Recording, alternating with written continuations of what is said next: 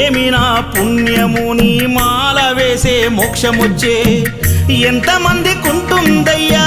నిన్ను చేరే అదృష్టం ఆనందం పొంగేనయ్యా